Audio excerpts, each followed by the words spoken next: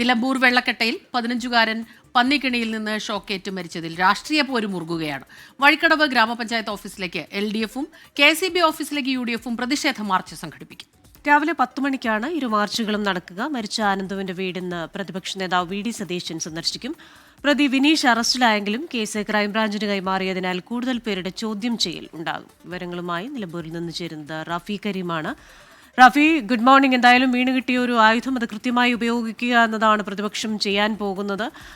ഒപ്പം തന്നെ ഇന്ന് VD സതീശൻ പ്രതിപക്ഷ നേതാവ് ആനന്ദുവിന്റെ വീട് സന്ദർശിക്കുകയാണ്. കൂടുതൽ പേരുടെ ചോദ്യം ചെയ്യലും ഇന്നുണ്ടാകുമല്ലോ.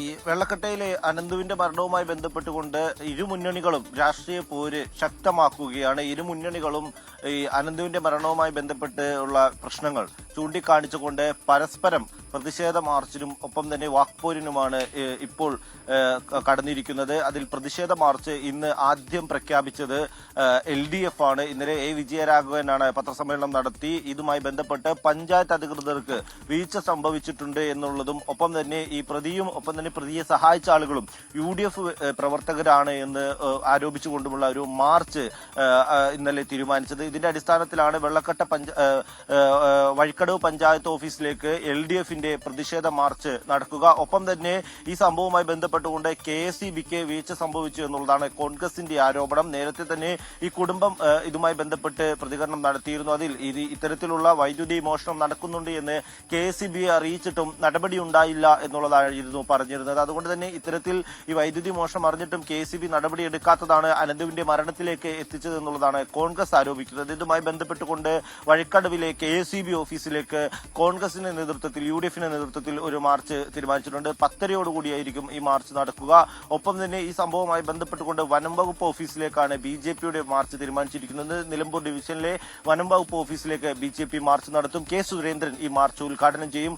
ഒപ്പം തന്നെ ഇതുമായി ബന്ധപ്പെട്ടുകൊണ്ട് ഈ വെള്ളക്കെട്ടയിലെ അനന്തുവിന്റെ വീട് ഇന്ന് ബാലാവകാശ കമ്മീഷൻ ചെയർപേഴ്സണും ഒപ്പം തന്നെ പ്രതിപക്ഷ നേതാവും സന്ദർശിക്കുന്നുണ്ട്. VD സതീശൻ 10:30യോടുകൂടി വീട്ടിലേക്ക് എത്തുമെന്നുള്ളതാണ് മനസ്സിലാക്കാൻ കഴിയുന്നത്. ഒപ്പം തന്നെ ബാലാവകാശ കമ്മീഷൻ ചെയർപേഴ്സണും ഉച്ചയ്ക്ക് മുമ്പ് തന്നെ ഈ വീട്ടിലേക്ക് എത്തും. ഇതുമായി ബന്ധപ്പെട്ടുള്ള അന്വേഷണം നിലവിൽ ക്രൈംബ്രാഞ്ചിനാണ് ഉള്ളത്. ക്രൈംബ്രാഞ്ച് ഈ അന്വേഷണം ഇന്ന് ഏറ്റെടുക്കും എന്നുള്ളതാണ് മനസ്സിലാക്കാൻ കഴിയുന്നത്. ഇതിന്റെ അടിസ്ഥാനത്തിൽ കൂടുതൽ ആളുകൾ ഇതുമായി ബന്ധപ്പെട്ട് ചോദ്യം ചെയ്യും. ഇന്നലെ തന്നെ ഈ പ്രതിയെ പിടികൂടാൻ പോലീസിന് കഴിഞ്ഞിരുന്നു. പ്രതിയെ ഇന്നലെ തന്നെ മജിസ്ട്രേറ്റിന് മുന്നിൽ ഹാജരാക്കി റിമാൻഡ് ചെയ്യുകയും ചെയ്തിട്ടുണ്ട്. എന്നാൽ കൂടുതൽ ആളുകളുടെ ചോദ്യം ചെയ്യൽ ഇന്ന് നടക്കും. ഈ ക്രൈംബ്രാഞ്ച് അന്വേഷണത്തിൽ ഇതുമായി ബന്ധപ്പെട്ടുകൊണ്ടുള്ള ഗൂഢാലോചന അന്വേഷിക്കുന്നുണ്ട് എന്നുള്ളതാണ് മനസ്സിലാക്കാൻ കഴിയുന്നത്.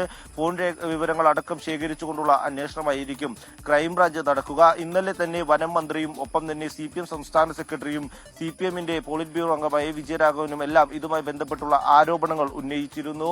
ഇത് വനം മന്ത്രി ഇതിലെ വളരെ ശക്തമായ ഒരു ആരോപണമാണ് ഉന്നയിച്ചത്. ഈ ഉപതെരഞ്ഞെടുപ്പ് വേളയിൽ കോൺഗ്രസിന് വീണ് കിട്ടിയ ഒരു അവസരമായല്ല ഇതിനെ കാണുന്നത്, ഉണ്ടാക്കിയെടുത്തൊരു അവസരമായാണ് കാണുന്നത്. അതുമായി ബന്ധപ്പെട്ടുള്ള ഗൂഢാലോചന നടന്നിട്ടുണ്ട് എന്ന് സംശയിക്കുന്നു എന്നുള്ളതാണ് വനം മന്ത്രി ഇന്നലെ പറഞ്ഞത്. എന്നാൽ ഈ വനം മന്ത്രിയെ ഇന്നലെ പിന്തുണച്ചുകൊണ്ട് ഗോവിന്ദൻ മാസ്റ്ററും ഒപ്പം തന്നെ പോളിറ്റ് ബ്യൂറോ അംഗമായ വിജയരാഘവനും രംഗത്തെത്തിയിരുന്നു. വനം മന്ത്രിക്ക് അത്തരത്തിൽ സംശയിക്കുന്നതിനുള്ള കാരണങ്ങളുണ്ട് എന്നാണ് ഇരുവരും പറഞ്ഞത്. ഇതുമായി ബന്ധപ്പെട്ടുള്ള അന്വേഷണവും ക്രൈംബ്രാഞ്ച് നടത്തും. റാഫി കരീമാണ് വിവരങ്ങളുമായി നമുക്കൊപ്പം ചേർന്നത്. എന്തായാലും രാഷ്ട്രീയ പോര് ഈ വിഷയവുമായി ബന്ധപ്പെട്ട് അതൊരു വശത്ത് കനക്കുകയാണ്. പക്ഷേ ഏറ്റവും പ്രധാനം ഇതിൽ ഈ ഒരു പ്രതി മാത്രമാണോ ഉള്ളത്, ഇതിന് പിന്നിൽ മറ്റാരെങ്കിലും ഉണ്ടോ? ഈ ഇരു മുന്നണികളും അല്ലെങ്കിൽ 3 മുന്നണികളും പറയുന്നത് പോലെ ഏതെങ്കിലും തരത്തിൽ ഇതിലൊരു രാഷ്ട്രീയ ഗൂഢാലോചന ഉണ്ടായിട്ടുണ്ടോ? പ്രത്യേകിച്ച് നിലമ്പൂരിൽ ഇപ്പോൾ തെരഞ്ഞെടുപ്പ് നടക്കുന്നത് കൊണ്ട് തന്നെ അത്തരത്തിൽ എന്തെങ്കിലും ഉണ്ടെങ്കിൽ അത് കണ്ടുപിടിക്കേണ്ടതുണ്ട്. ഒരു ജീവൻ പൊലിഞ്ഞു പോയി എന്നുള്ളത് തന്നെയാണ്. അപ്പോൾ അതിന് കാരണക്കാർ ആരായാലും ഒരാളെപ്പോലും വെറുതെ വിടാൻ പാടില്ല. നിരപരാധികളെ ആരെയും അങ്ങനെ കേസിലൊന്നും കൊടുക്കേണ്ടതില്ല. പക്ഷേ ആരെങ്കിലും ഇതിൽ കുറ്റക്കാരാണെങ്കിൽ അവർക്കെതിരെ കർശനമായ നടപടി ഉണ്ടാകണം. അതിന് അന്വേഷണം കൃത്യമായി തന്നെ നടക്കണം.